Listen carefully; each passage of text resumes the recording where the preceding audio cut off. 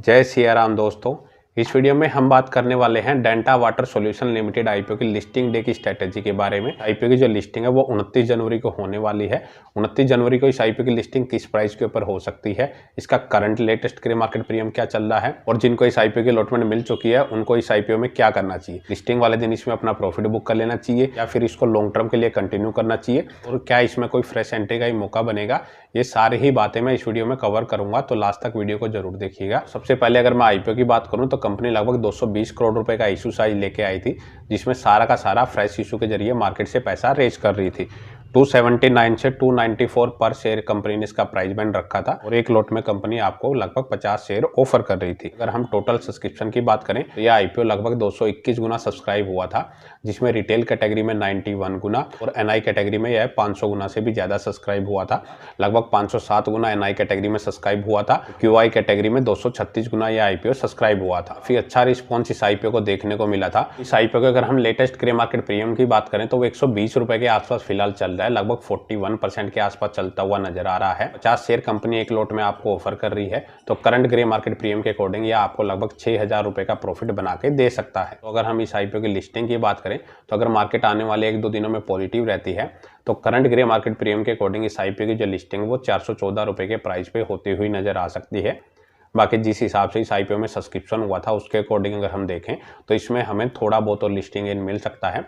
50% के आसपास ये आपको लिस्टिंग इन देता हुआ नजर आ सकता है अगर आने वाले 1-2 दिनों में मार्केट में गिरावट नहीं आती है। तो इस आईपीओ की जो लिस्टिंग है वो हमें 420 से 430 रुपए के आसपास होती हुई नजर आ सकती है। मार्केट में आने वाले 1-2 दिनों में अगर गिरावट ही रहती है तो इस आईपीओ की जो लिस्टिंग है वो हमें 400 से नीचे के प्राइस पे होती हुई नजर आ सकती है। लगभग 390 से 400 रुपए के बीच में इस आईपीओ की लिस्टिंग हो सकती है। अप्रोक्स 35 से 40% के बीच में आपको डाउन साइड की तरफ लिस्टिंग गेन दे सकता है। तो दोनों ही साइड का अगर हम एवरेज लेके चलें तो 35 से 50% के बीच में यह आईपीओ हमें लिस्टिंग गेन बना के दे सकता है। तो अगर हम अब बात करें कि जिनको इस आईपीओ की अलॉटमेंट मिली है वो इसमें क्या करें, तो देखिए मेनली अगर आप आईपीओ लिस्टिंग गेन के लिए ही अप्लाई करते हैं और ये आईपीओ भी आपने सिर्फ लिस्टिंग गेन के लिए उससे अप्लाई किया है तो जितना भी आपको इसमें प्रॉफिट मिले 4000, 5000, 6000 अपना प्रॉफिट इसमें बुक करके चलें, क्योंकि मार्केट में भी थोड़ी वॉलेटिलिटी ज़्यादा चल रही है। बजट तक वो ऐसा ही रहने वाला है, तो हो सकता है कि लिस्टिंग होने के बाद इस आईपीओ में भी हमें प्रॉफिट बुकिंग देखने को मिल सकती है। और अगर किसी ने लॉन्ग टर्म के लिए अप्लाई किया है तो उसके लिए आप पहले कंपनी के बिजनेस को समझिए। ठीक है, जो मेनली बिजनेस है वो वाटर एंड इंफ्रास्ट्रक्चर के सॉल्यूशंस ये कंपनी प्रोवाइड करवाती है। ठीक ठाक कंपनी का बिजनेस चलता हुआ नजर आ रहा है।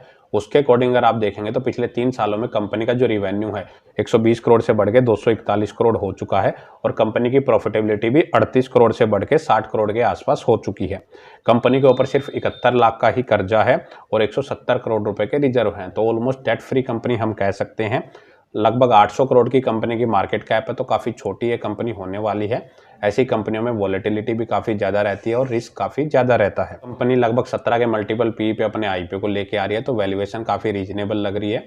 तो लॉन्ग टर्म के लिए भी आप इस कंपनी को कंटिन्यू करने के बारे में सोच सकते हैं, लेकिन उसके लिए अपना व्यू एटलीस्ट मिनिमम 1-2 साल का जरूर लेके चलें, क्योंकि हो सकता है कि आने वाले 1-2 क्वार्टर्स में अगर कंपनी के रिजल्ट ऊपर नीचे होते हैं तो उसमें हमें प्रॉफिट बुकिंग देखने को मिल सकती है और आपको शायद उतना रिटर्न ये जनरेट करके ना दे सके।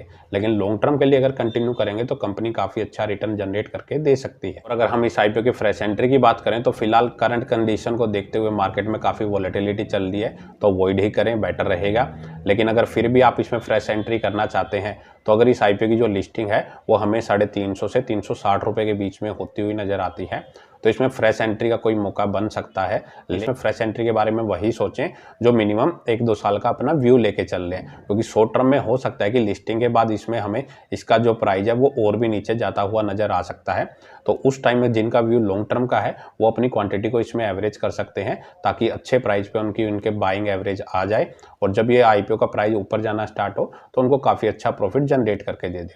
बाकी फाइनल चॉइस आपकी है, जो भी अपना डिसीजन ले अपना रिस्क एनालिसिस करके लें। इस वीडियो में इतना ही। अगर आपको वीडियो अच्छी लगे तो वीडियो को लाइक करें और चैनल को सब्सक्राइब करना ना भूलें।